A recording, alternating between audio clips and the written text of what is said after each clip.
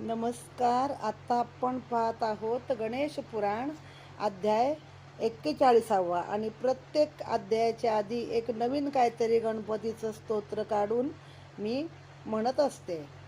हे गजवदना मूषक वहना, तू पार्वतीचा सुकुमार रे, तुला मोदक आवडे फार. सिंहासनी बसता सुंदर दिसता, मूर्ती दिसे तुझी छान रे, तुला मोदक आवडे फार. हे गजवदना मूषक वहना, तू पार्वतीचा सुकुमार रे, तुला मोदक आवडे फार. सिंदुराची उटी दुर्वा परिमळ, मोदक भक्षिले फार रे, तुला मोदक आवडे फार. हे गजवदना मूषक वहना, तू पार्वतीचा सुकुमार रे, तुला माडू आवडे फार. मागील अध्यायामध्ये त्रिपुरासुराच्या वधासाठी सर्व देवांनी गजाननाची प्रार्थना केली आणि तपाला बसले, तपश्चर्या केली. त्यानंतर तो प्रसन्न झाला आणि त्यांना मंत्र दिला एकाक्षरी आणि सांगितलं, या एकाक्षरी मंत्राचा उच्चार केल्यावरती तुम्हाला कोणतीही बाधा येणार नाही. तुम्ही काय काळजीपूर्वक करू नका. दिवसात हे जे संकटनाशन स्तोत्र आहे, आता पुढच्या अध्यायाच्या सुरुवातीला आपण संकटनाशन स्तोत्र म्हणूया, तर ते म्हणा. मग त्याने काय केलं, आता हा अध्याय 41 पाहूया. कलाधराचे कौशल्य.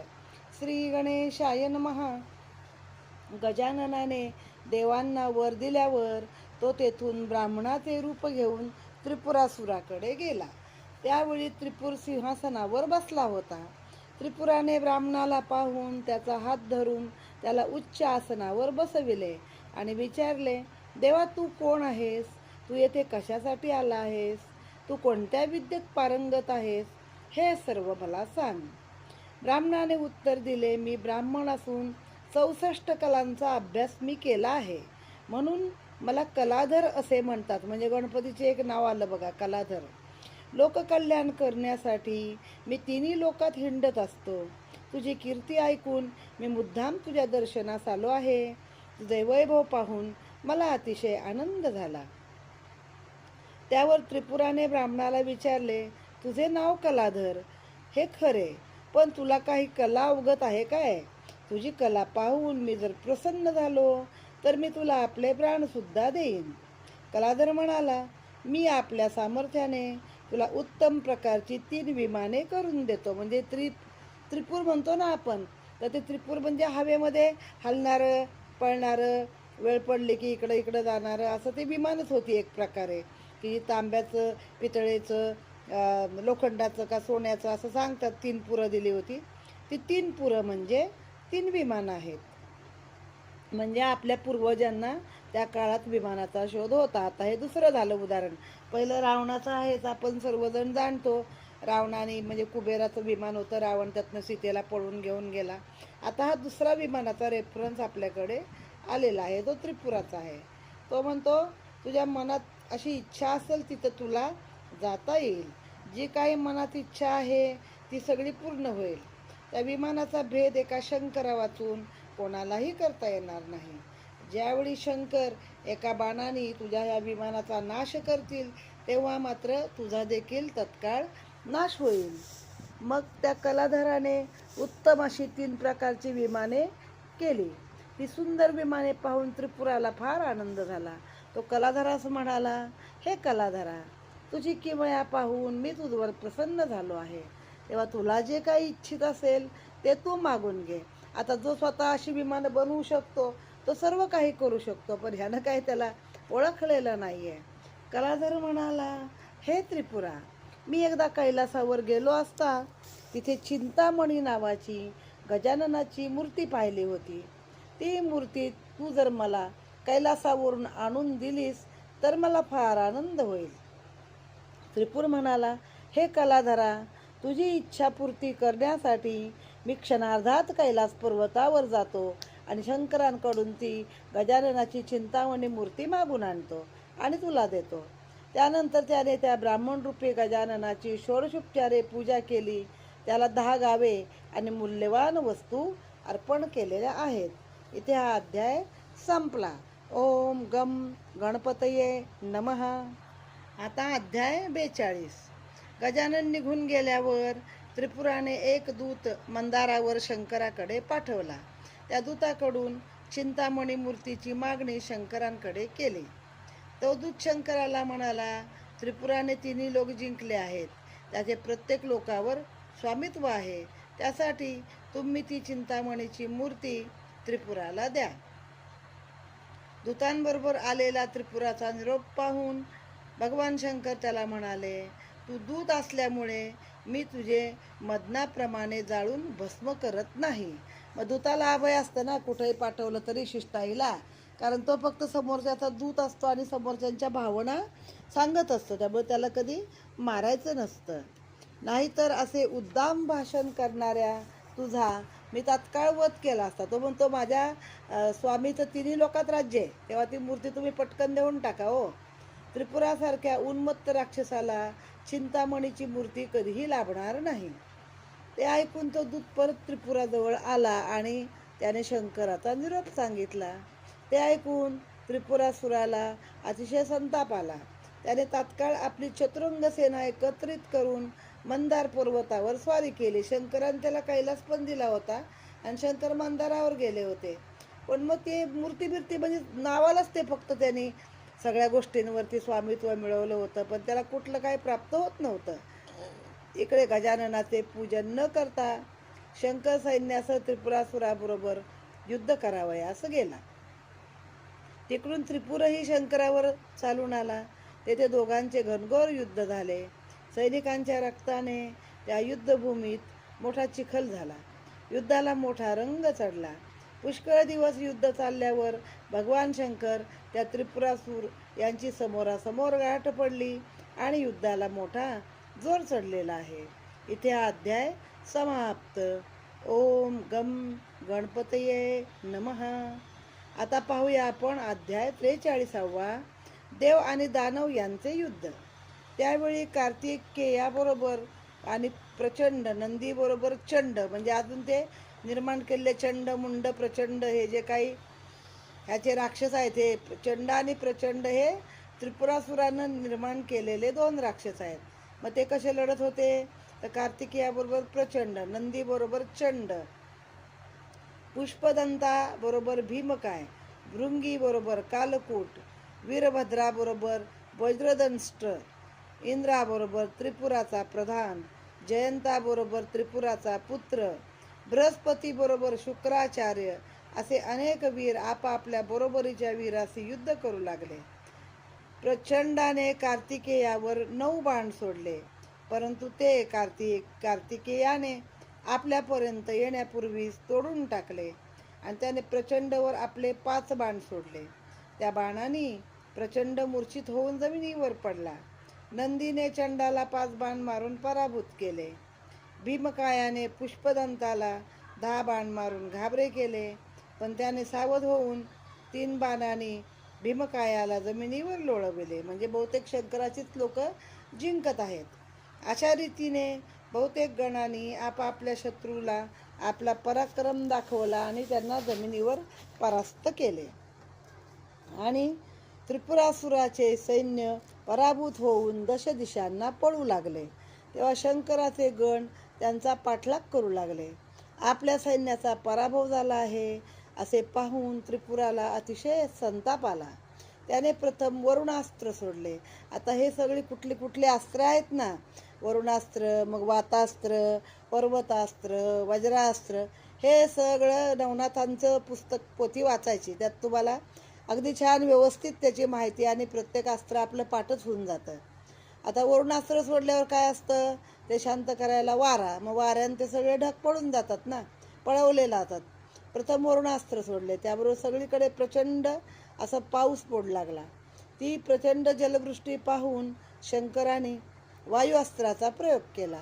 तेव्हा झंझावती वारा सुटून आकाशातील मेघ नाहीसे झाले व त्या झंझावाताने दैत्याच्या सैन्याची मोठी दाणादाण उडाली.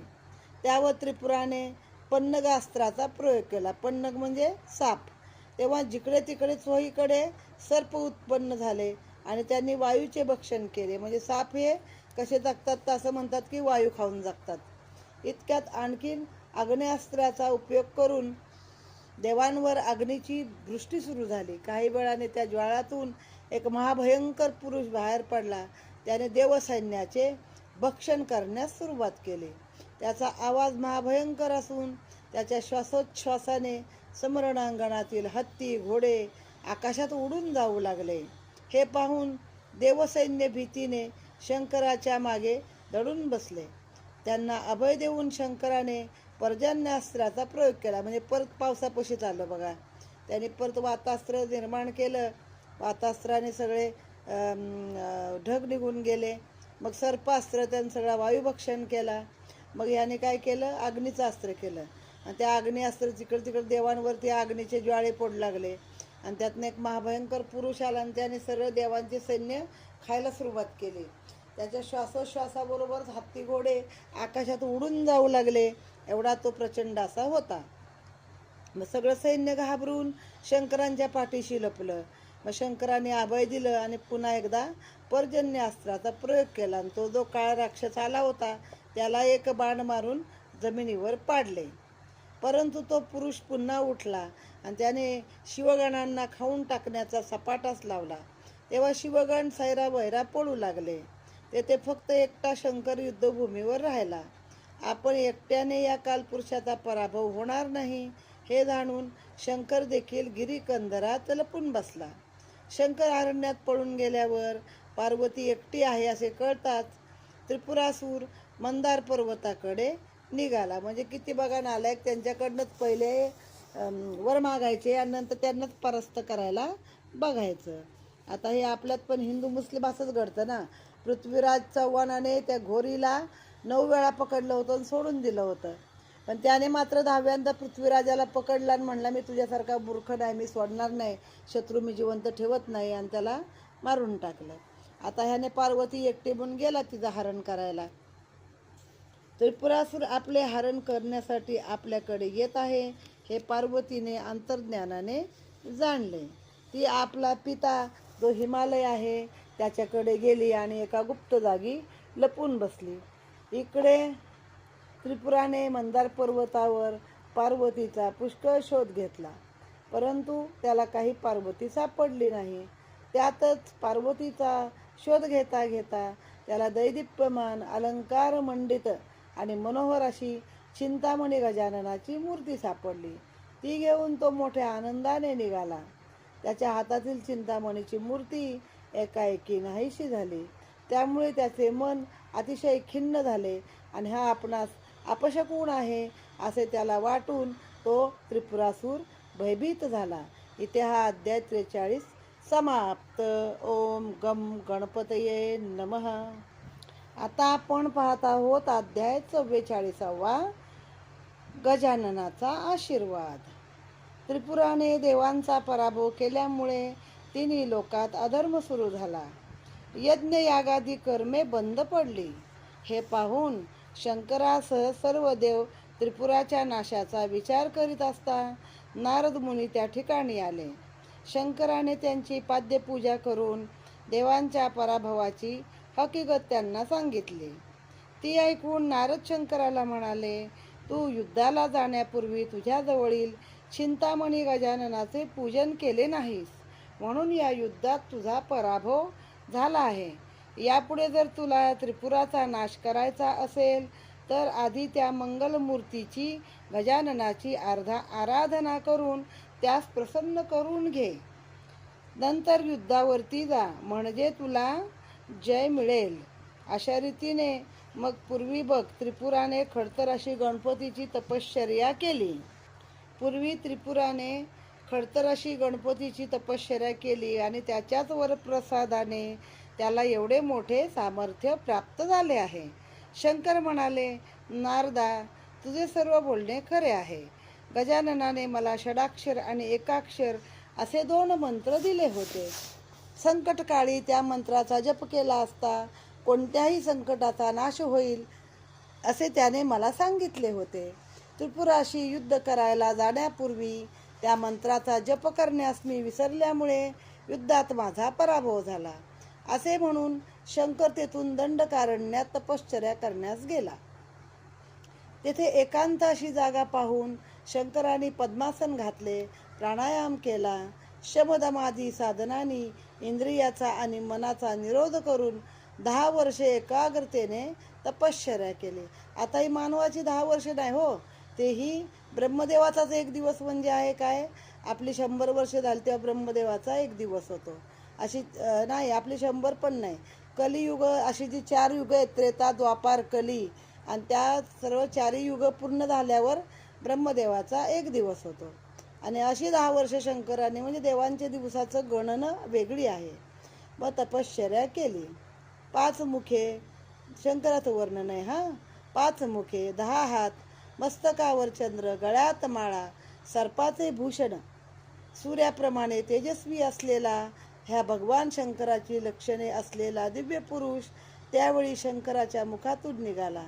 तो दिव्य पुरुष शंकराला म्हणाला, हे शंकरा, माझे स्वरूप जाणण्यास मोठे मोठे ऋषी किंवा प्रत्यक्ष देवही समर्थ होत नाही. ब्रह्मदेवालाही हे सामर्थ्य मिळत नाही, हे रूप दिसत नाही. उपनिषदांनाही माझ्या स्वरूपाचा पत्ता लागला नाही.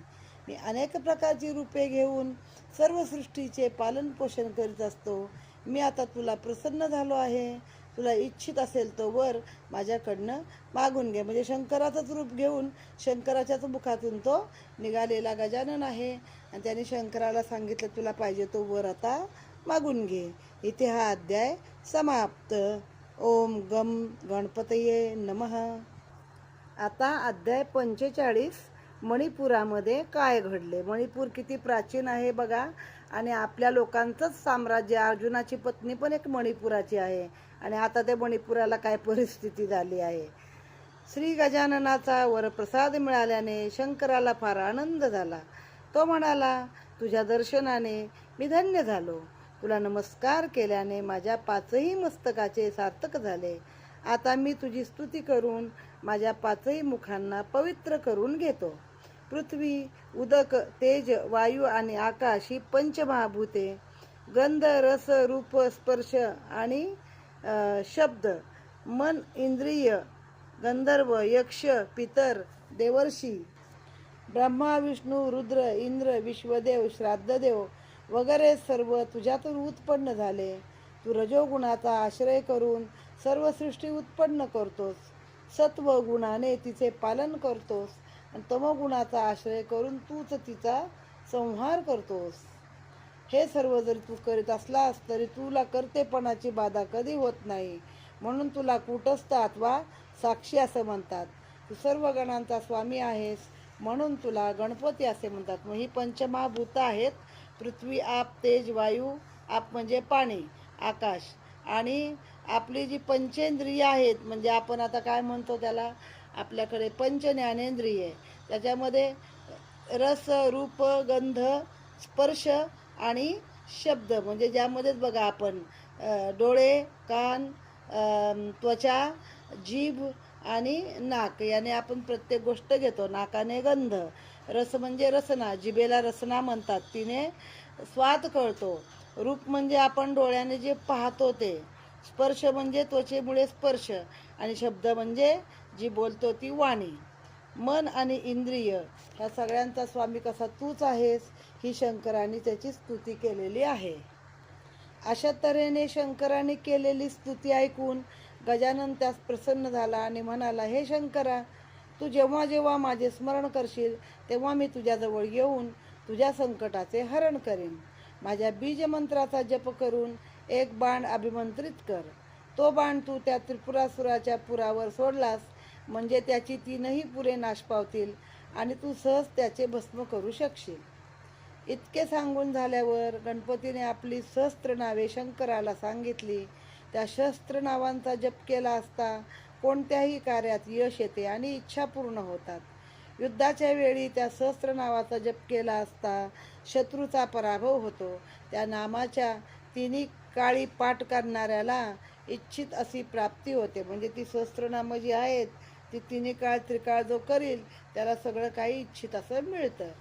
असा वर प्राप्त झाल्यावर शंकराला फार आनंद झाला. त्याने त्या ठिकाणी गजाननाची आराधना करण्यास सुरुवात केली. त्या ठिकाणी गजाननाचे सुंदर असे देवालय बांधून एक शहर वसवले. त्या शहरालाच मणिपूर असे म्हटलेले आहे.